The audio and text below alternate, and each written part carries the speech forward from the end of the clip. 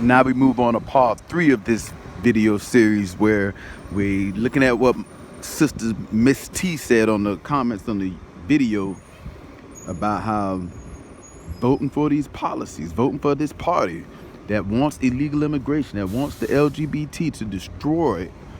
Now you have to do this research on your own, because this is not a channel where a series where we try to get people on a certain side, or we're just informing the people and imploring you to do your research, because whether you do it or not is going to be affecting you and yours.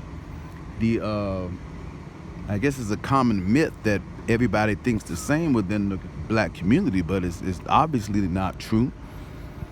I'm over here outside, and just to go over a few of the main points that we already went over, that we discussed.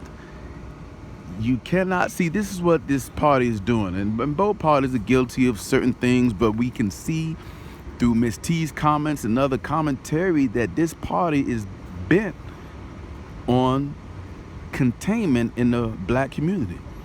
Now, you know the United States has a foreign policy, and the United States, if it views a country as a threat, it will institute a policy of containment. The same thing with the country with oil. It would go out and it would try to secure oil concessions and rights to keep the United States running. This is fact. This is written in their in the United States foreign policy, how they deal with countries with large oil reserves. They're not neutral with the country like that. And so, who knows, there's plenty of scandals, the scandals that have been involved in the past, but with the black community, you see that they wanted to contain the black community, and so they have to implement certain policies to keep the potential of the black community under their jurisdiction.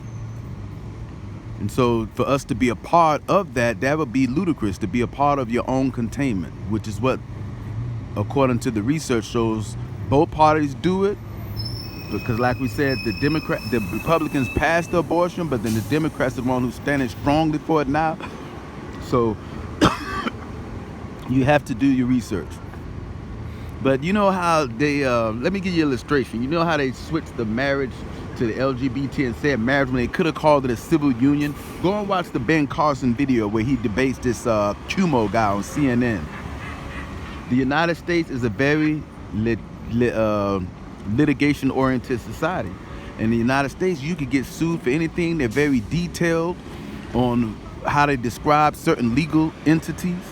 So they didn't have to call it marriage. They could have called it civil union. And Dr. Ben Carson broke this down beautifully, how, what do they want to marry for? They want to marry for certain rights for survivorship, whatever. They could have had the same rights as a marriage, but just it could have been civil union. It didn't have to be marriage. You see, you have to look at how these people think. They wanted to draw the wool over people's eyes and just say marriage. They knew they could have named it civil unions.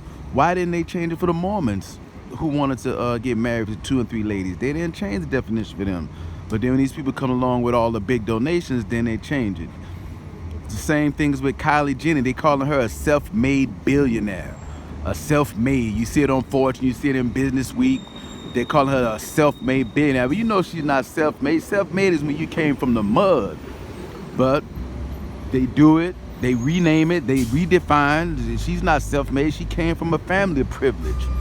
And now they write an article saying people shouldn't be mad that she's self-made. I don't know if they're doing it to generate views or what, but this is what they do.